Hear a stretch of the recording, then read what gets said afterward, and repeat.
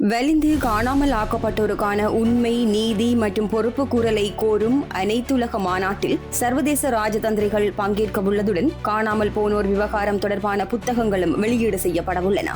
அனைத்துலக வலிந்து காணாமல் ஆக்கப்பட்டோர் தினம் எதிர்வரும் 30ஆம் தேதி அனுஷ்டிக்கப்படவுள்ள நிலையில் நீதிக்கான நீள் பயணம் என்னும் தலைப்பில் அன்றைய தினம் குறித்த மாநாடு யாழ்ப்பாணம் தந்தை செல்வா கலையரங்கில் காலை 9:30 தொடக்கம் மாலை 4 மணி வரை நடைபெறவுள்ளது. வடக்கு கிழக்கு வலிந்து காணாமல் ஆக்கப்பட்டோரின் உறவினர்கள் சங்கத்தின் ஏற்பாட்டில் நடைபெறவுள்ள மாநாடு தொடர்பாக தெளிவுபடுத்தும் ஊடக சந்திப்பு யாழ் ஊடக அமையத்தில் நேற்று நடைபெற்றது. இதன்போதே குறித்த விடயம் தொடர்பில் தெரிவிக்கப்பட்டுள்ளது. இலங்கை அரசிடம் வலிந்து காணாமல் ஆக்கப்பட்ட விடயத்தை கையாள்வதற்கோ நீதியை பெற்றுத் தருவதற்கோ எவ்வித நம்பிக்கை மிகு பொறிமுறைகள் இல்லை எனவும் சர்வதேச விசாரணையே தமக்கு தேவை என்பதை மாநாட்டில் வலியுறுத்த உள்ளதாகவும் ஊடக சந்திப்பில் தெரிவிக்கப்பட்டுள்ளது.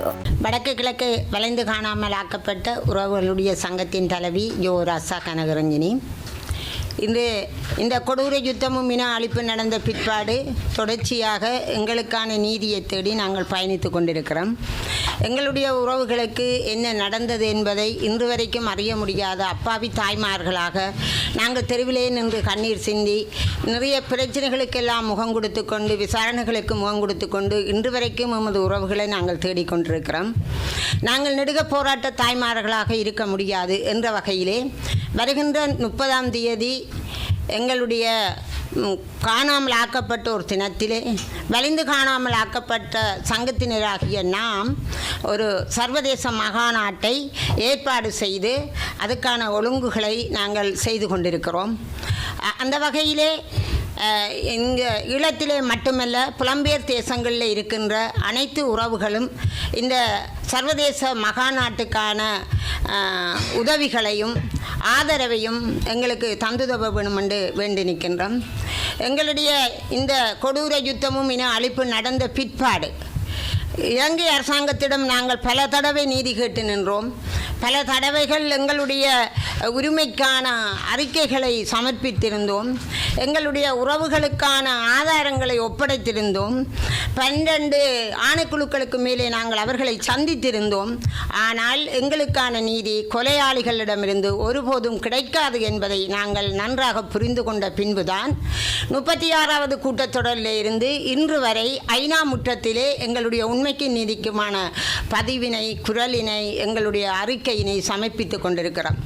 அந்த வகையிலே புலம்பெயர் தேசங்களிலே மட்டுமல்ல உலகளாவிய ரீதியிலே நாடுகளிலே இருக்கின்ற அத்தனை உறவுகளும் இந்த ஈழத்திலே நடந்தது இனப்படுகொலைதான் என்பதை உறுதிப்படுத்தும் முகமாகவும் எங்களுக்கான நீதி, இந்த வலிந்து காணாமல் ஆக்கப்பட்ட உறவுகளுக்கான நீதி சர்வதேசத்தினூடான நீதி என்ற வகையிலும் நாங்கள் சர்வதேசத்தில மனித உரிமைகளை நேசிக்கின்ற, மனித உரிமைகளை பேணுகின்ற அந்த நாடுகளிடம் கோரி நிற்கின்றோம். நிச்சயமாக இந்த சர்வதேச மகாநாட்டின் ஊடாக எங்களுக்கான நீதியை மறுக்கப்பட்ட நீதியாக அமையாமல் எங்கண்ட நீதியை பெறுவதற்கு இந்த சர்வதேசத்திலே இருக்கின்ற மனித உரிமைகளை நேசிக்கின்ற அந்த நாடுகள் அனைத்தும் ஒன்று கூடி எங்களுக்கான நீதியை பெற்றுத்தர முன்வர வேண்டும். கொலை செய்தவர்களை அந்த சர்வதேச குற்றவியல் நீதிமன்றத்திலே நிறுத்த வேண்டும். எங்களுக்கான நீதி மறுக்கப்பட்ட நீதியாக இல்லாமல் எங்களுடைய பிள்ளைகளுக்கு என்ன நடந்தது உண்மையை வெளிப்படுத்த வேண்டும். ஏற்கனவே சொல்லியிருந்தார்கள், உண்மை, நீதி, பரிகாரம் என்று சொல்லி எத்தனையோ பொறிமுறைகளை கொண்டு வந்தும் இதுவரைக்கு நடைமுறைப்படுத்தாத இந்த இலங்கை அரசாங்கத்திடமிருந்து நாங்கள் ஒருபோதும் நீதியை எதிர்பார்க்கவில்லை.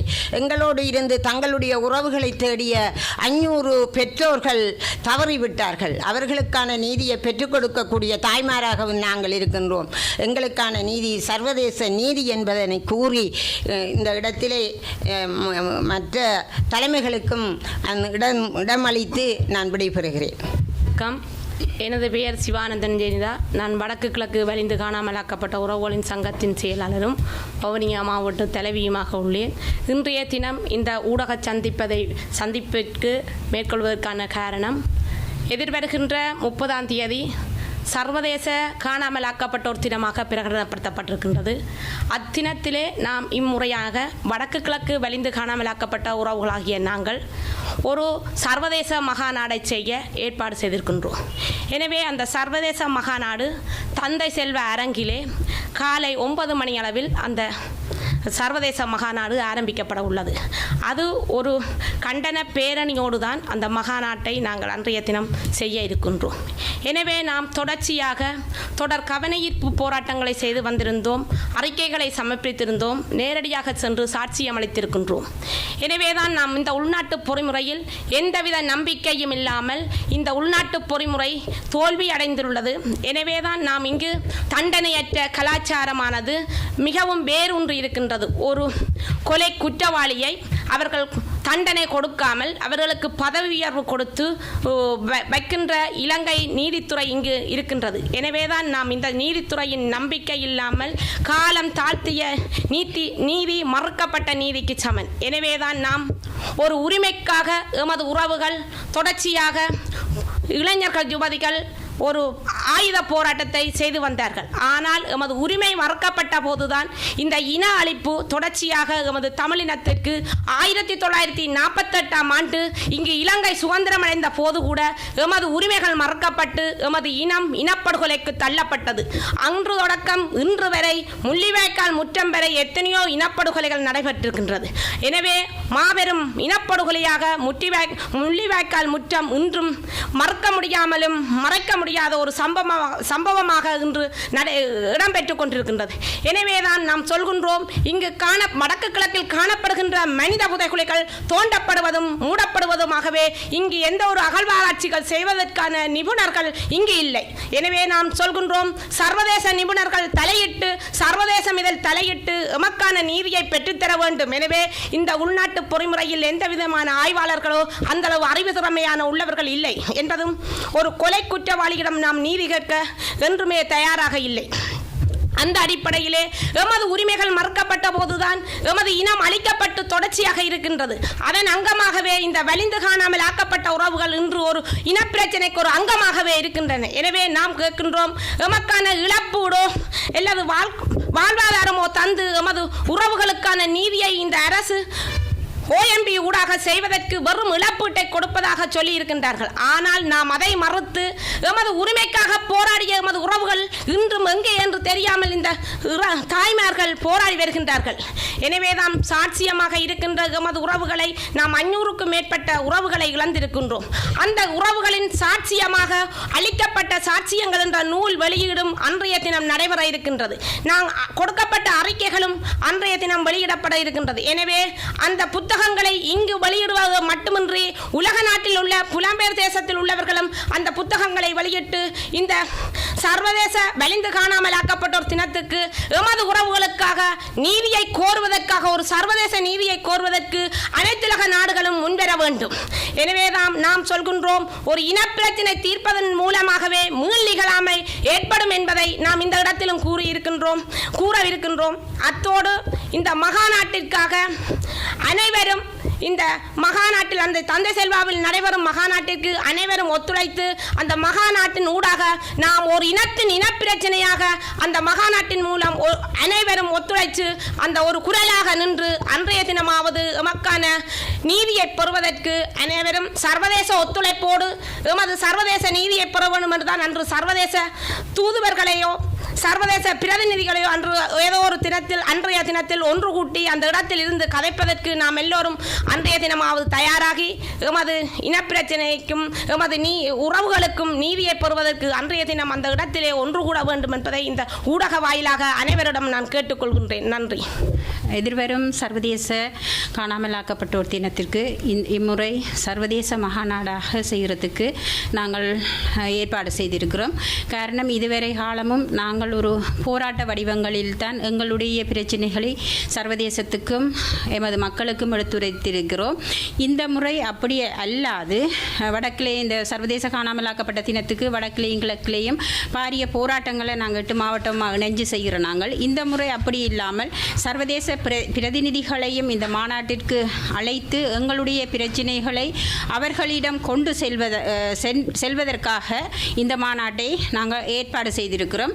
இலங்கை அரசாங்கத்திடம் இந்த 17 வருடங்களாக நீதி கோரி வீதிகளில் இருந்து போராட்டங்களை நடத்தி எந்த ஒரு பிரயோசனமற்ற நிலையில், ஏனென்று சொன்னால் இந்த இலங்கை அரசாங்கத்தினால் தான் எமது தமிழர் தாயக பகுதிகளில் காணாமல் ஆக்கப்படுதல் என்பது மிக மோசமான முறையிலே நடத்தப்பட்டது. அப்போ அவர்களிடம் போய், குற்றவாளிகளிடம் போய் நாங்கள் நீதியை கேட்க இயலாது என்ற ஒரு நிலைக்கு நாங்கள் ஏமாற்றப்பட்ட சமூகமாக தள்ளப்பட்டதுக்கு பிறகுதான் நாங்கள் சர்வதேச நீதி பொறிமுறை ஊடாகத்தான் எங்களுடைய உறவுகளுக்கு நீதி வேண்டும் என்று சொல்லி 2017ஆம் ஆண்டில் இருந்து நாங்கள் சர்வதேச நீதியை கோரி எமது தாய்மாராக நாங்கள் போராடி வாரோம்.